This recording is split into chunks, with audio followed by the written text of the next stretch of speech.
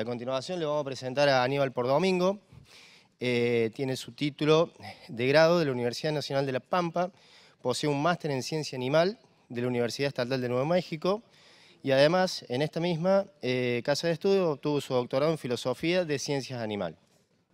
En sus largos años en la actividad como investigador del Instituto Nacional de Tecnología Agropecuaria y coordinador del Programa Nacional de Producción Animal en esta misma entidad, no hay duda que Aníbal es un referente que nos enorgullece tenerlo con nosotros hoy. Hoy nos va a hablar sobre bases para el nuevo sistema de tipificación de la carne bovina. Un aplauso.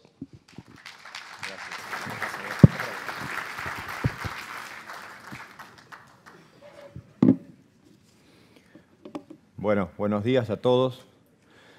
La verdad que es un orgullo, es un privilegio estar en esta reunión y uno se da cuenta de lo humilde que tienen que ser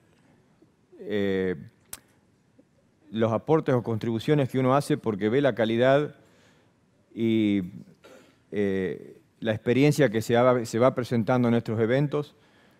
Yo no solamente agradezco a toda la organización la oportunidad de estar acá con ustedes, sino también le agradezco a los presentadores que me han precedido de darme la oportunidad de compartir esa experiencia de ellos. Yo decía recién, por ejemplo, esta última presentación que tuvimos, estas tres presentaciones de empresas, de casos reales, realmente es un placer, es un privilegio poder compartir esa información. Es excelente lo que esa gente está haciendo. Yo llevo muchos años, ya más de 20 años, 25, 27 años, dando vueltas alrededor de la producción animal en el país. Y uno ve el crecimiento, ve el espíritu de cambio, de innovación, de desafío que tiene toda esta gente y nos llama cada vez más entonces a la humildad a la hora de querer hablar de la producción animal. O sea que agradezco muchísimo los que nos han ofrecido hoy.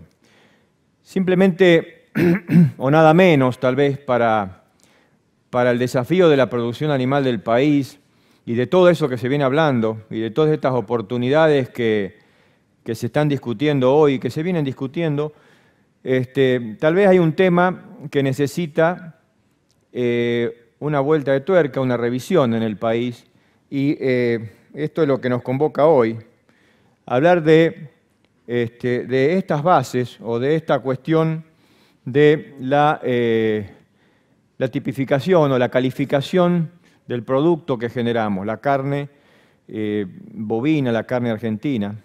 Posiblemente en la historia, el sistema que desarrollamos en la Argentina, que fue un sistema muy pastoril, ¿no es cierto?, que todavía, por supuesto, está muy vigente, es un sistema al que le fue suficiente el sistema de tipificación o de calificación del animal y del producto como estaba inventado.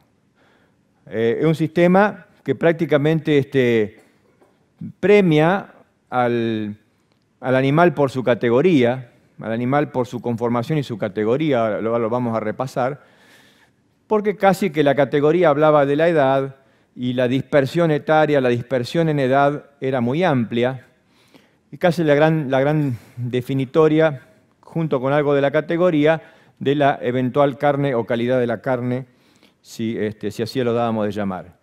Pero es muy claro que la Argentina evolucionó a muchos sistemas de producción. Hoy se describieron varios acá. Hoy se habló del engorde a corral como el elemento clave ya muy instalado en toda la geografía del país, desde Salta, en el NEA, en el NOA, hasta el sur de provincia de Buenos Aires. Yo le podría mostrar fotos incluso de corrales en lugares casi donde uno diría cómo estamos llevando alimentos hasta allá o encerrando a corral, ¿no es cierto? Todo el norte, recién se mencionó, la presencia importante en la región maicera, en la región de los granos. Entonces los corrales están instalados y los sistemas son muy diversos. La terminación de pasturas está presente, de corral está muy presente, con caminos distintos de la recría para llegar a ese lugar. Pero también hay terminaciones sobre pasturas, también hay terminaciones sobre verdeo de invierno y verdeo de verano. La Argentina tiene todavía una plataforma para producir carnes de diferente tipo para diferentes mercados, bastante amplia. No crean que esta plataforma está así en todo el mundo, o sea, hay lugares en el mundo que sí, esto es muy posible. Ayer se comentó que Australia también produce carnes pastoriles en una forma importante y las certifica como tales. Digamos que esta situación de Argentina, no sabemos si es una transición o no hacia todo el corral, pero evidentemente pareciera que no, y que hay una plataforma a nivel nacional para diferentes tipos de productos. La realidad es que hay algunas cosas que son afines, sin embargo, comunes a esos productos, ya sean con un perfil más pastoril o un perfil más de terminación a corral. Es común en todos que las velocidades de recría y de engorde se van acelerando. O sea, ya es más difícil encontrar animales de 3 años o más de 3 años a la faena. 2 años y medio todavía hay, pero en muchos ya se han bajado por debajo de los 2 años. O sea, se aceleran los procesos. Hoy se dijo aquí, tenemos que hacer recrías eficientes porque aunque las terminemos a pasto, no nos queremos pasar de las edades y de las garantías de calidad y el compromiso de la calidad de la carne que ese animal joven genera. Entonces los sistemas son diversos y tal vez la crítica que nos tendríamos que hacer en ese proceso que hemos tenido durante muchos años de adaptarnos al negocio y acomodarle al negocio a las circunstancias de ese negocio, que puede ser un negocio que se dedicó al mercado interno, en fin, que por ahí se retiró de la exportación, es una productividad que a nivel nacional no ha crecido mucho en lo que hace al peso de la res. La producción global va casi arrastrada por la cantidad de cabezas que se faenan. Hemos tenido un síndrome de desaparición del novillo pesado en el mercado.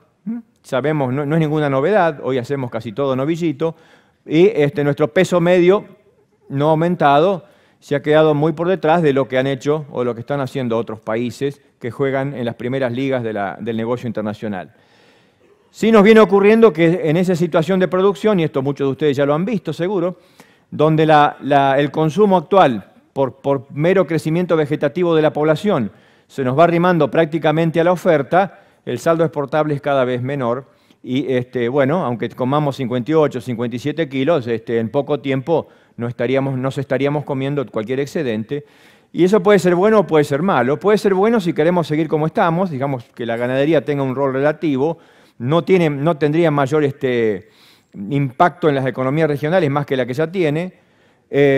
Digamos, no sería un gran desafío, entonces sigamos como estamos, no necesitamos mucho más y producimos para ese consumo interno. La verdad que esa estrategia ya lo hemos probado durante muchos años y no hace madurar ningún negocio, no madura la ganadería en el sentido de su expectativa de crecimiento y probablemente continuaría un proceso de desarticulación de sistemas, o sea, seguiríamos siempre con una ganadería un poco más oportunista, de negocios de coyuntura, y una discusión de tal vez cuál pueda ser el rol sistémico de la ganadería. También no tenemos que olvidarnos que la ganadería bovina, y esto es importante, durante muchos años creíamos que la carne bovina era la que jugaba, era la importante en el consumo interno, y guarda que estos muchachos de las aves y los porcinos vienen fuerte, y ya un día de estos vamos a empezar a pensar que atributos que hagan apetecible, deseable la carne bovina, no van a ser solos atributos a comunicar al mercado internacional, sino que pueden ser necesarios de comunicar al mercado interno porque por ahí esto nos puede desafiar a un menor consumo de carne. Entonces, aún aunque el mercado interno, podamos decir, es un mercado tranquilo porque nos va a consumir todo, guarda que también tenemos esto empujando bastante, sobre todo el tema cerdo que está expandiéndose un poquito más. Entonces ahora, todo lo que hemos escuchado acá, y se habla mucho de qué pasaría si nosotros queremos presionar un poquito a la mayor producción de novillo un poco más pesado, si el negocio eventualmente de exportación fuera a traccionar algo más a la ganadería de lo que le ha traccionado hoy.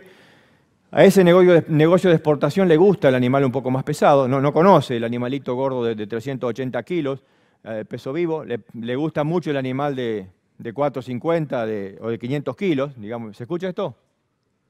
De 500 kilos o arriba. Y nosotros tenemos el síndrome de que nuestro sistema, por supuesto, de calificación y de transferencia de señales en la cadena de la carne nos queda bastante anticuado. Este es el modelo actual, ¿no es cierto? El modelo que actuamos hoy utilizamos para calificar carne y decimos, bueno, lo basamos en la categoría, el novillo, la vaquillona, el novillito, la vaca, ¿no es cierto?, el ternero. Calificamos de esta manera primero al animal, luego lo miramos por afuera, por la conformación, las benditas letras de la Junta, para decir que es un animal de muy buena conformación, la doble J, y al final las peores conformaciones. Las de tipo JJ serían las conformaciones más carniceras, aquellas típicas del animal más britanizado o británico, y las de menor rendimiento o de menor expectativa de rendimiento están en las últimas letras. Y estas son las letras que se usan en el sistema actual para el novillo, y después las letras de la A a la F para las otras categorías. La conformación, digamos, es un atributo o es un indicador indirecto de calidad o de rendimiento, un tanto subjetivo. Y después aparece, por supuesto, la mirada de la terminación de afuera, que es sin grasa hasta los animales muy gordos en un extremo. La mayoría de los animales que nosotros producimos para el mercado interno o incluso para el mercado de exportación se debaten ahí entre el 1 y el 2. El mercado interno se lleva mucho lo que es el grado de gordura 1 y el 2, algunos de mercado de nivel 2, y bueno, ahí estamos con el tipo de producto en el sistema actual. El sistema actual entonces mira al animal mucho desde el lado de la categoría, con la conformación y la terminación de esta manera. En la categoría, de alguna manera, tiene involucrado el concepto de edad o de dentición. Ahora, este problema de la categoría nos lleva a una discusión que está muy instalada en la Argentina, que es la percepción de calidad y la percepción de buena terminación a pesos de res muy bajos. Y es cierto que nosotros sí tendríamos, a medida que aumenta el peso de res, la oportunidad de poner un poco más de grasa dorsal o grasa de cobertura. También es cierto que el área del bife aumenta y también es cierto que la grasa intramuscular podría aumentar. Pero yo con esta foto más lo que quiero mostrar es la dispersión y la diversidad de grados de terminación a pesos similares. Fíjense esta dispersión que hay acá en lo que es grasa intramuscular. Y ustedes me dicen, pero ¿y para qué empezaste a hablar de la grasa intramuscular ahora si eso no viene al caso en el sistema argentino actual? Pero va a ser un dato importante a empezar a mirar. Este sí es relevante. Pensemos que nuestras medias reses, aún de animales relativamente pequeños, de 380 o 400 kilos la faena, a veces son incluso demasiado pequeñas para el peso que el animal está mostrando. Hay reses que tienen áreas de bife demasiado chicas para su propio peso y sobreengrasamientos. Entonces este es un tema importante. Y hay el concepto de que las reses más livianas o provenientes de animales más livianos debieran ser las más tiernas. Esto es una medida de resistencia al corte. Esto es cuánto cuesta en kilos, en energía de esfuerzo, cortar un pedazo de carne luego de cocinarlo. Y no tiene ninguna relación el peso de la res a faena para animales que están en un grupo etario joven, entre 18 y 25 meses o 23 meses, no tiene ninguna relación el peso de la media con la resistencia al corte o medida objetiva de la terneza. Ni que hablar si maduráramos la carne. Estos son 14 días de maduración. Esto que yo les mostraba decir son 3 días. Si maduráramos la carne como la madura el mundo, como la maduran un poquito en cámara los americanos, los canadienses, los australianos, ¿no es cierto? La resistencia al corte decrece mucho y no tiene nada que ver el peso de la res con esa resistencia al corte. O sea, una res de un animal de 500 kilos, de 2 años de edad, es tan blanda, y yo le voy a mostrar algún dato después, incluso puede ser más blanda que uno de 350 kilos con 2 años o 380 kilos con la misma edad. Entonces, esta cuestión del efecto de la res respecto de la terneza es bastante un mito argentino. Y también el mito de que el animal, por ejemplo, de que si tiene un año o un año y medio, va a ser mucho más tierno que si tiene 2 años o 2 años y algo. Eso también es un tanto mitológico. O sea, de más de 2 años sí empiezan a verse los efectos de la edad en términos globales. Pero en animales chicos, realmente el bovino es muy plástico en esa etapa. Entre 1 y 2 años no hay grandes diferencias en este concepto, por lo menos, que es resistencia al corte en forma objetiva. Fíjense, yo voy a bombardear con algunos ensayos mientras voy instalando el tema del sistema de tipificación, porque creo que pueden complementar algunas cosas que se escucharon ayer. Esta es una experiencia donde nosotros engordamos animales de 150 kilos, todos empezaban acá, con una estrategia de tenerlos gordos a los 12 meses de edad, hasta incluso otros en otra punta con 26, 25 meses de edad a la faena. En esta experiencia, estos animales tuvieron una recría, por supuesto, una etapa de recría, más larga en estos y más corta en estos. Una recría fueron a corral. Y después una fase de terminación. Estos entraron con 200 y algo de kilos a la fase de terminación. Estos, por supuesto, que iban a ser terminados más pesados, buscando este peso de 500 kilos a la faena, entraron más tarde. Aquí estos estuvieron 90 días y en este caso 170, con las opciones intermedias de 120 o 100 días en los corrales, las diferentes edades a la faena, 12, 18, 24, 26 meses. Fíjense los aumentos en la etapa final, en esa etapa de corral, 1 kilo 200, 1 kilo 380, 1 kilo 340, 350, la etapa esta, final de terminación. ¿Y cuál sería nuestra presunción? Y que la conversión final de estos animales iba a ser bastante peor, que habían tocado ya el límite de la maduración y por supuesto íbamos a concluir de que estos animales son menos eficientes que los primeros. Si miramos las conversiones a peso de res, ahí no se ve de este lado, pero 13,4, 13, 12, 12,8, el consumo de materia seca a res efectiva es idéntico. Entonces un poco se estuvo diciendo esta mañana, hablar de conversión a peso vivo es incompleto.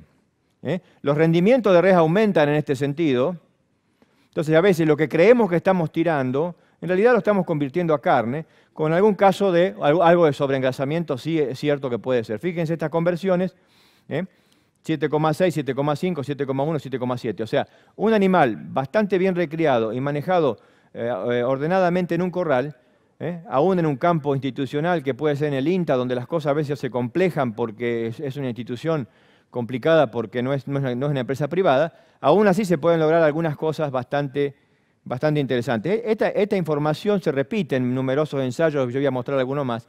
Fíjense la fuerza de corte de esos músculos. Esto está medido acá en otra medida, no es en kilogramos fuerza, sino en newtons, pero no importa. Esta unidad nos dice que animales de 318 kilos a la faena, o animales de 530 o de 450, tenían las mismas resistencia al corte en ese bife. Si miramos las áreas de bife, por supuesto, acá hay áreas de bife mucho más grandes que en esta punta. El engrasamiento intramuscular no es un engrasamiento excesivo de este lado, sino más bien se acerca al de la 481, al exigido por el sistema de exportación de cuotas europeas para feedlot. El espesor de grasa dorsal, que podríamos decir, bueno, acá tendría que estar recontra engrasado, la verdad que no.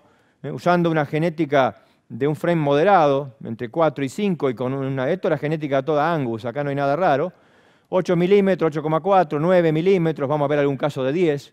Fíjense el área de bife, un crecimiento muy importante. No hay diferencias en el pH en lo que hace a la maduración de la carne, y si siguiéramos analizando parámetros de calidad de carne, veríamos que prácticamente estas carnes no se pueden separar entre sí, más que por el tamaño del bife y el grado de engrasamiento intramuscular, que en estos niveles ya se empieza a notar que podría jugar dentro de las categorías de exportación y del tipo deseable con los mínimos para las cuotas de exportación. Espesores de grasa que de ninguna manera son exagerados. Entonces, podemos hablar un rato largo de esto. Acá hay otro ensayo más donde apuntamos animales de 500 kilos, grasas intramusculares prácticamente todas iguales, fuerza de corte todas iguales, y animales, sin embargo, recriados a pasto y terminados en corral, recriados en pastura al 100%, recriados en corral y terminados a pasto, el modelo ese de recriar en invierno y terminar a pasto sobre pasturas. O sea, el sistema y la tasa de engorde durante los últimos meses tiene mucho más que ver que si es corral o no es corral y algunas sutilezas de que a veces nosotros asumimos que algunos procesos son necesariamente mejores que otros. O sea, terminados bien los animales, prácticamente el sistema de producción se desacopla un poquito en lo que hace a la calidad de la carne. Esto es una evaluación por panel, y el panel de personas que entrenadas para separar por sabores, por aromas, por jugosidad, por percepción de la carne, no las pudieron separar. Incluso separar la que es de un modelo netamente pastoril. Este es un ejemplo concreto de una comparación de vaquillonas, donde en una faena intermedia faenamos animales livianos, o que los llamábamos nosotros livianos, excepto estas que fueron bastante mal recriadas con heno, el resto no se lo pudo separar en fuerza de corte, engrasamientos muy bajos, y tienen una fuerza de corte más alta que las que tendrían sus compañeras de 400 kilos. Entonces, piensen en la cantidad de vaquillona que nosotros faenamos con 300 kilos, 350, porque si la convertimos en vaca cuando decimos que tenemos 400 kilos. Y la realidad es que esa carne de esa vaquita, o esa vaquillona pesada, por eso el mundo faena vaquillonas de arriba de 400 kilos, porque la realidad es que no tiene ningún sentido matarlas antes, pueden no estar sobreengrasadas, acá hay algo de espesor de grasa, excepto en este extremo que están un poquito altas, el resto, estos dos están muy bien, y esta acá del medio arrastra todavía el problema del antecedente de recría pobre, pero no están sobreengrasadas y muy buena fuerza de corte, un engrasamiento intramuscular incluso en el límite de lo demasiado magro.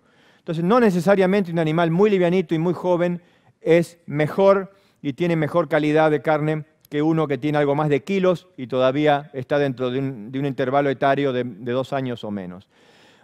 Acá también hay un montón de números, pero esto me va llevando ya al eje del tema del sistema. Este es un ensayo que nosotros hicimos para evaluar un tema que se llamaba programación fetal, pero no viene a discutir ahora. Lo que quiero es que miremos algo que nos pasa por no mirar el animal de adentro. Esto es el promedio de un montón de novillos, hijos de aproximadamente 200 vacas, donde los machos, digamos, de las vacas eran 400, pero había 200 hembras. Peso al nacer, peso promedio al ingreso del corral, era un ensayo de animal pesado, ingresaban con 400, terminaban con 500, 1,370 kg de aumento, un peso de res a la faena dio 2,95, un rendimiento de 59, área de bife 66, espesor de grasa de 10 milímetros, una fuerza de corte de 30, debería decir ahí. Excelente esta descripción de este animal promedio. Perfecto, o sea, un animal que es muy parecido a lo que desearíamos tener como el animal que la Argentina puede producir para ese mercado de exportación de tipo Hilton. Ahora, si miramos la dispersión alrededor de esa media, un tercio de los animales, o sea, 2/3 están dentro de la dispersión, pero en la punta, en un tercio de ellos, tenemos unos cuantos animales que no están dentro de realmente parecidos a este promedio. En esa dispersión hay animales que un tercio de ellos ganaban menos de 1 kilo o más de 1,70.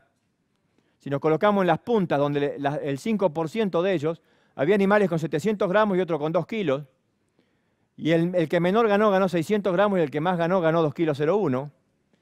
Si voy a las áreas de bife, si quieren nos ponemos acá, 57 y 74, 48 y 80, 50 y 95, acá hay el doble. Pesos finales, 410, 591, 445, 500. O sea, ¿qué quiero decir con esto? La dispersión que a veces creemos que controlamos, si la miramos del lado de adentro, si cortamos la carne, si hacemos todo esto y cortamos la carne y miramos del lado de adentro, nos va a sorprender. También nos sorprende que en este ensayo esas 400 vacas fueron inseminadas con el mismo toro. Se inseminaron todas con el mismo toro, porque era un ensayo que tenía otro objetivo. Todo el mismo toro.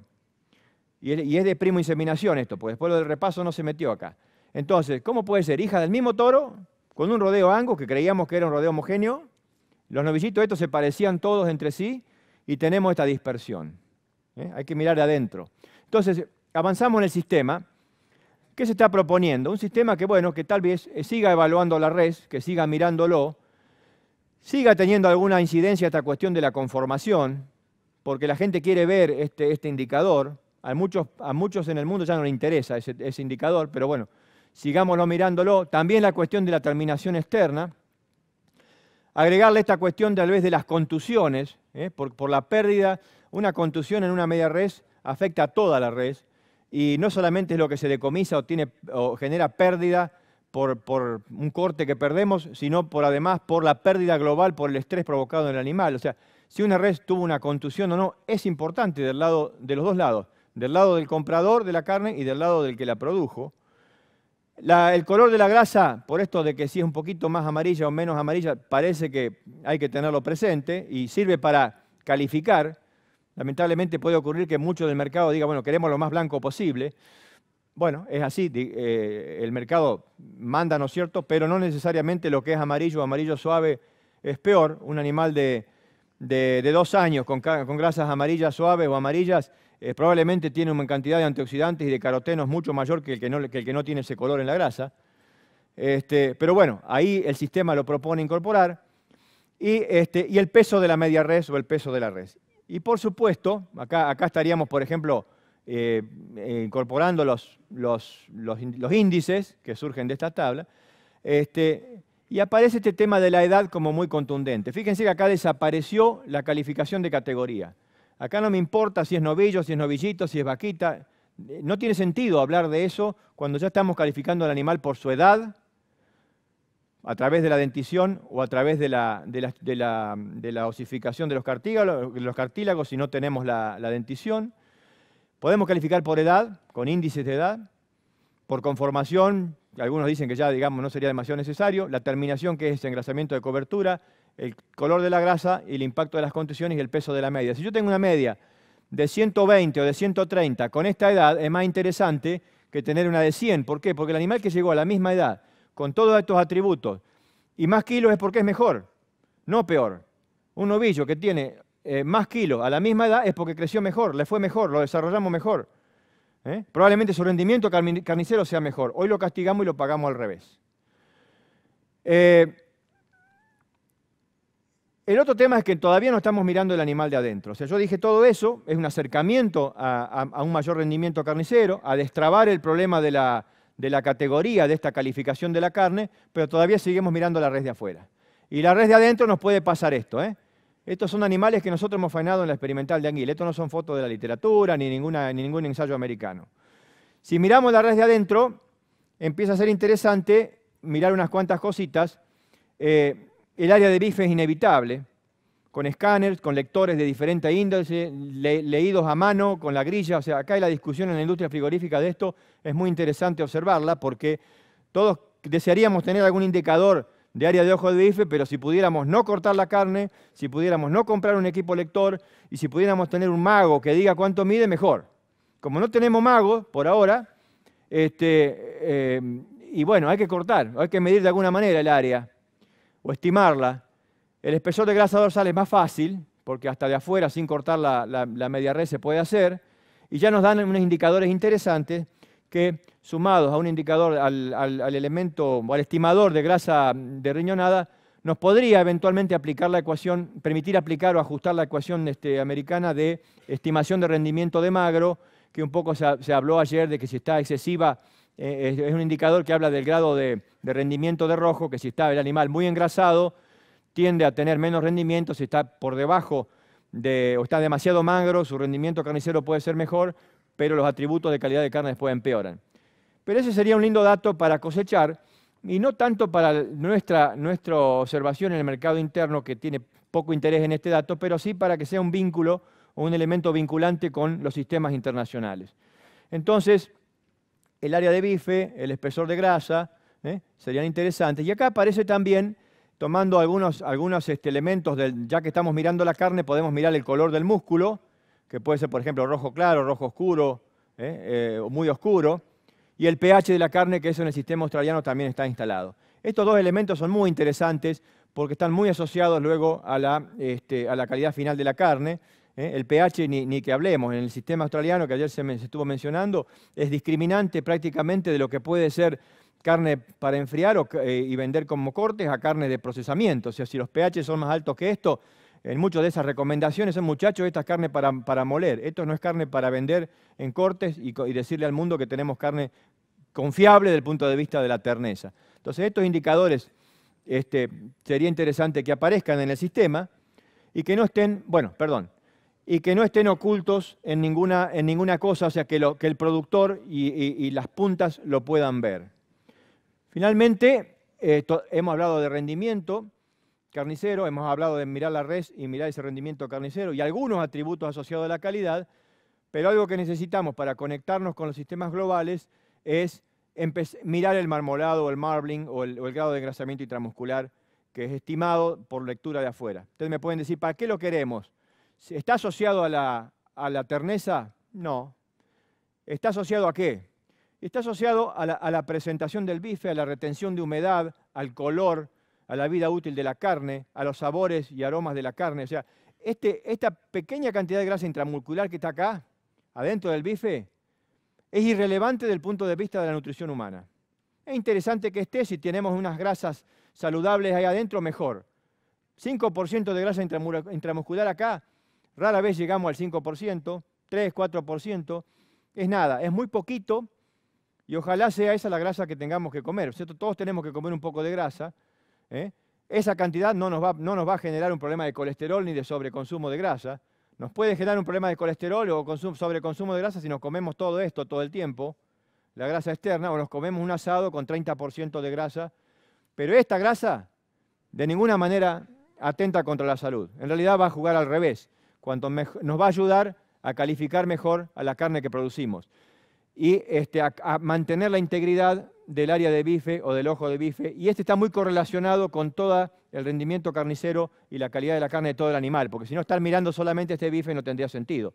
¿Por qué se mira este bife? Porque tiene una alta correlación con el rendimiento de los cortes. Entonces el sistema que se está proponiendo incorpora esto, incorpora mirar el marbling o el marmolado y asociarlo a la edad, por supuesto, porque entre los dos, entre edad y nivel de marbling, podemos hablar de un calificador de calidad de carne, que es muy parecido al sistema americano, un poco también a lo que se propone del modelo australiano, con algunas variantes que hacen que, por ejemplo, lo que se viene proponiendo es que no necesariamente la mejor letra es la del animal más engrasado, porque el mercado argentino, el mercado doméstico, no premia la carne sobreengrasada, las carnes premium que se comercian en el mundo, sino el mercado interno consume una carne más magra, ¿no es cierto? Siendo el mercado interno nuestro primer destinatario, entonces no podemos subestimar esa percepción. Por eso acá aparece una letra A nivel de sugerencia, digamos, porque estos son bases, estos son discusiones, lo que se está proponiendo es que, bueno, el indicador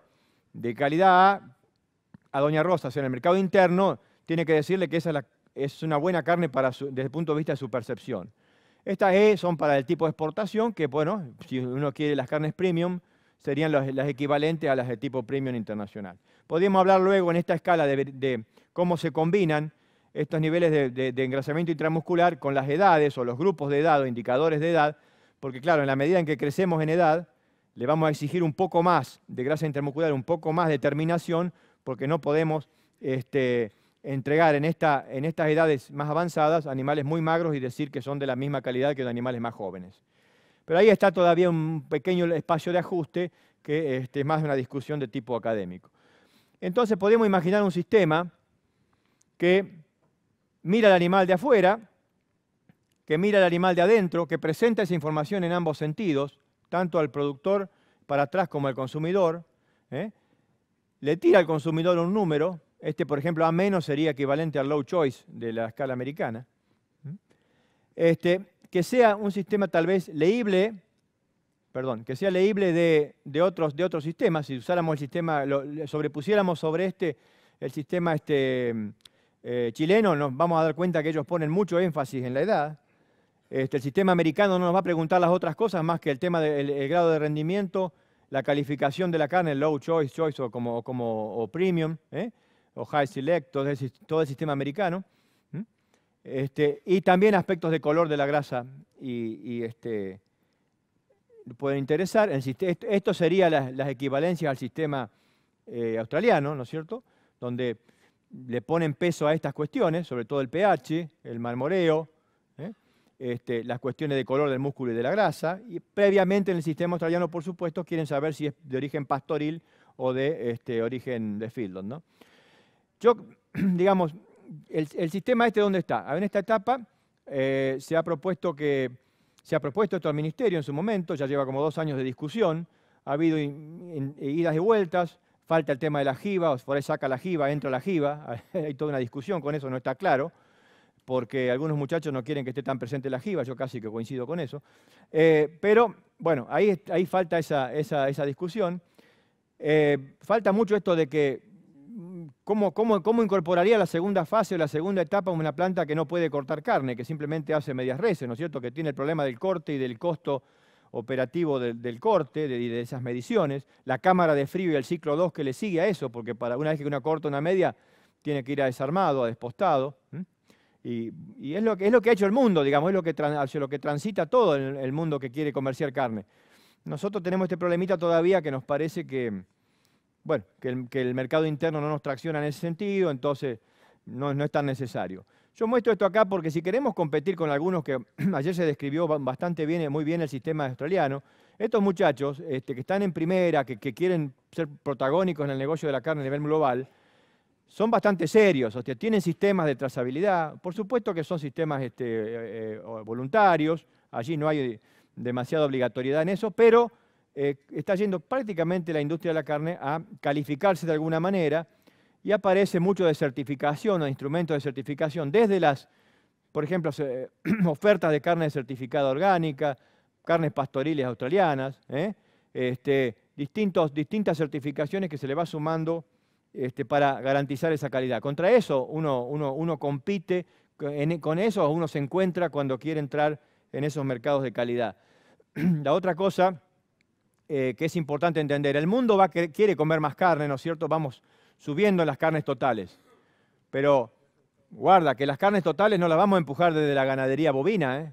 Es importante, todos decimos hay un mercado mundial, hay tracción, hay oportunidades en el mundo, pero el grueso está acá, en los porcinos, eventualmente en las aves. O sea, no creamos que nosotros vendiendo cualquier cosa vamos a tener un mercado ilimitado. Es un mercado interesante, pero tenemos que poder calificar y poder decir qué estamos vendiendo. Fíjense un caso, ayer se comentaba de la presencia de Australia en Chile, en China. China empezó a comprar carnes en muchos países, expandió su consumo. Estas son las variedades las importaciones de China, donde empieza a participar Australia. Fíjense acá lo que le pasó ahora en el 2017, un envío un poco mal etiquetado generó un corte en unos envíos de carne a China. O sea, no es que, aunque sean los chinos los que compran carne, te compran cualquier cosa. Me dijiste que me iba a vender algo, no estaba bien etiquetado, te lo devuelvo. Y esto es Australia y China, no son jugadores que empiezan a entrar hoy en el mercado. Si a Australia le pasa eso, que es un país serio, ¿qué pasaría cuando nosotros por ahí ni siquiera sabemos qué es lo que estamos, no tenemos cómo decir al mundo qué es lo que estamos proponiendo vender? El sistema de calificación de carnes y de tipificación australiano es muy interesante. Estas son fotos alrededor del mundo, digamos, donde la carne australiana se presenta así, ¿no? Además, con los otros labelings o las otras etiquetas, está el sistema propuesto de orden oficial, digamos, aunque nuevamente, también es voluntario. Yo voy a tener 3 minutos más para decir 2 cositas que quiero acompañar, algunas cosas que se dijeron ayer y que hace a esto de la construcción de la calidad. O sea, el sistema entonces propone seguir mirando al animal de afuera, pero incorporar la mirada de adentro, y que sea un sistema que no descalifica al animal porque tenga un poco más de kilos, aunque después nos sea útil ese instrumento o no, porque podemos seguir vendiendo, como siempre, el animal liviano, el animal de mercado interno, pero no descalificar lo otro por simplemente que sea novillo versus novillito, y que sea visible, que sea leíble o explicable a compradores internacionales, a los sistemas mundiales, sea un sistema que se pueda leer desde varios lados, desde varios eventuales compradores, Europa o Asia o Estados Unidos, en fin.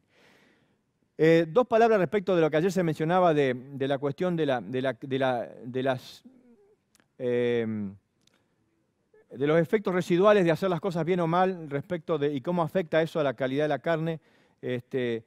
Y a mí se me ocurrió mostrarles este ensayito donde algunos de ustedes probablemente ya lo vieron, pero acá se nos ocurrió a nosotros hacer una recría temprana, post-destete, con estas dietas. Pusimos animales en una situación de recría, ahora voy a decir qué animales, y en la primera etapa, en los primeros 120, no me acuerdo, 150 días, le dimos una dieta que tenía 9% de proteína, esta tenía 13, esta tenía 16. Por lo que se estuvo hablando acá, necesitamos 13, 14, 15, 16 de proteína en el ternero, y esto nos quedaría corto. Si uso las tablas me dirían que con esta proteína la dieta me va a permitir, y a este consumo, perdón, a esta oferta energética, pero bueno, con esta proteína la dieta me permitiría llegar a los 390 gramos por día, esta me arrimaría a una expectativa de crecimiento de 950, esta por supuesto a 1 kilo y pico, a 1 kilo 380, La energía de la dieta en este escenario la hicimos constante, o sea que con la oferta energética el animal podría aumentar a 780 gramos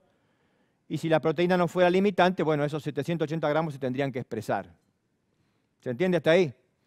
Recría temprana. Ahora, ¿qué hicimos? Después de ahí lo sacamos de esa etapa de recría, lo metemos en una recría 2, donde todo pasó a 13% y acá está a una etapa final de terminación, 11 y algo % de proteína bruta. En esta todos comían lo mismo y en esta también. El corral fue todos igual y acá la recría 2 o la segunda etapa de recría, todos igual. ¿Qué pasó aquí? Los de recría 1 tuvieron 150 días, todos empezaron con 150 kilos. Estos llegaron a 200 kilos, 250 y 269. Acá hay casi 70 kilos o 65 kilos de diferencia entre una punta y la otra por haber comido bien, con una buena oferta proteica versus una proteína baja. 340 gramos por día, el modelo decía 390, 686, 778, la expectativa acá era 780. O sea, estamos acercándonos a esos resultados, con estos aumentos. Podríamos ver la discusión de consumo, las conversiones. Ahora, ¿qué pasó en la segunda etapa? 60 días de comer lo mismo todos. Estos animales que venían más livianos aumentaban a 600 gramos, estos a 700, 780. Y todos comían lo mismo. Estos estaban en 316 cuando estos llegaban a 240. Estos se terminaron después de 170 días de corral en 429. A estos les llevó 121 días de corral, 112 llegar a 468, a estos 125 para llegar a 471. Estos eran objetivos de venta a igual grado de engrasamiento y a lo que el mercado estaba en condiciones de aceptar, digamos. Ni estos estaban flacos, ni estos estaban sobrepasados de grasa. En la etapa de corral estos aumentaban a 1,100 kg, esto a 1,370 kg, esto a 1,360 kg. Entonces a veces nos preguntamos, ¿por qué los corrales andan en 1,100 kg, en 1 kilo? Y la verdad es que probablemente tenga mucho que ver la historia de la recría y sobre todo de la recría temprana.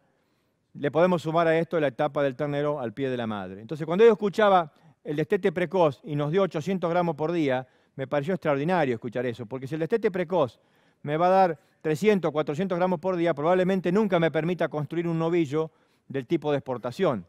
O su eficiencia final puede ser bastante pobre. Si miramos la eficiencia de conversión de esos corrales, fíjense, 8:1, 7,4:1, 7,6:1. Estos animales tendrían que haber tenido una eficiencia peor y esto una eficiencia mejor. Pero como la historia era de que estos venían un poquito mal recriados de entrada, esos primeros 150 días post-destete no le había ido tan bien, las eficiencias son peores. Lo mismo pasó en un modelo, en la misma situación de pastoreo, o sea, estos que fueron restringidos al principio, terminados a pasto, terminaron en un modelo que no superó los 800 gramos y estos sí superaron 800 gramos por día. Entonces, ¿por qué traigo esto acá? Porque todas estas cosas están asociadas a calidad de carne y al rendimiento futuro, al rendimiento de los animales. Yo no tengo más tiempo. Gracias por darme esta oportunidad. Si tienen preguntas, trataremos de resolver algunas. Bueno, tenemos tiempo para... ¿Tenemos tiempo para una pregunta? Aníbal, buen día. Bueno. Teniendo en cuenta que el pH de la res es un indicador de terneza, quisiera que me digas cuáles son los factores pre-faena o de la historia del animal que hacen que ese pH pueda estar más alto o más bajo. Sí, la pregunta es si el pH es un indicador de terneza. El pH es un protector de la terneza. O sea, en la medida en que el pH de post-faena, o sea, el pH me resulta muy alto, es porque no tengo la capacidad de proteger ese músculo, lo endurezco. Si el pH es muy alto, no puedo producir el proceso de tiernización que produce el ácido láctico que necesito en el músculo. Entonces, un pH de 5,7, 5,6 protege esa carne y la hace comerciable, ¿En qué condiciones puedo afectar ese pH? Es muy fácil, pre-faena, consumirse el glucógeno muscular. Y el que protege el pH es el glucógeno en el músculo. Es azúcar que está guardado en el músculo ahí, de fácil utilización por el músculo. Si tiene que traerla del hígado, tiene que traer otra fuente energética de otro lado, le cuesta más. Ese azúcar está ahí para rápida utilización. Si yo me la consumo con estrés, me la consumo por no darle de comer, pero el rumen tiene mucho alimento, pero cuando uno le da de comer al animal y entra una gran cantidad de alimento fermentecible, hay picos de producción de glucosa que van directamente al músculo, o propiónico que después se transforma en glucosa que va directamente al músculo. Entonces, si uno puede proteger ese glucógeno, ese azúcar en el músculo en la mayor medida posible, mayor seguridad tiene o probabilidad tiene de retener un pH en el músculo que sea lo suficientemente bajo para proteger esa terneza. Entonces, todo lo que hacemos por ahí de no alimentar o de tener los animales en situaciones de estrés mucho tiempo, tanto de corraleo como de transporte, nos va a consumir eso. Pensemos a veces cuando vendemos animales gordos que los mandamos al mercado de Liniers, sobre todo de distancias de 600, 700 kilómetros, llegan hasta allá, después se van al destino de faena. Ahí hay toda una situación de estrés que nos lleva a un problema.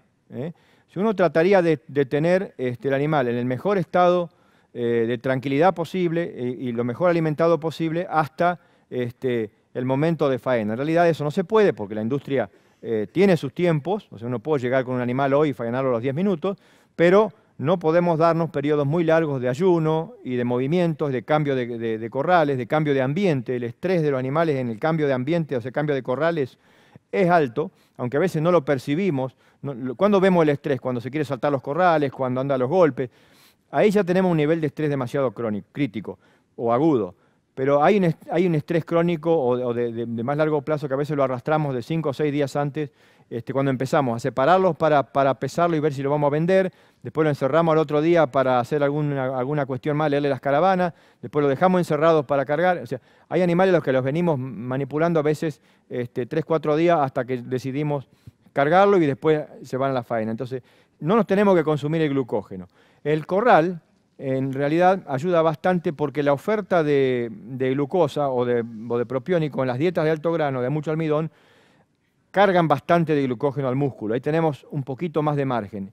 En los animales de pastoreo, donde eso ocurre con una cantidad de sustrato glucogénico menor, hay que ser más cauteloso todavía. Y a veces somos más herejes y más duros con el animal de campo que con el animal de corral, porque nos parece que el de corral es más bonito, está más frágil. En realidad, cuando traemos un lote de novillo que decimos que está gordo, traemos del campo, no estaban acostumbrados a los corrales, apartamos y empezamos con eso, capaz que son animales cargados con mucho más estrés y se van a consumir su glucógeno muscular mucho más rápido porque tienen menos y podemos caer en animal de músculo oscuro y más duro y con carnes menos madurables. No sé si eso responde.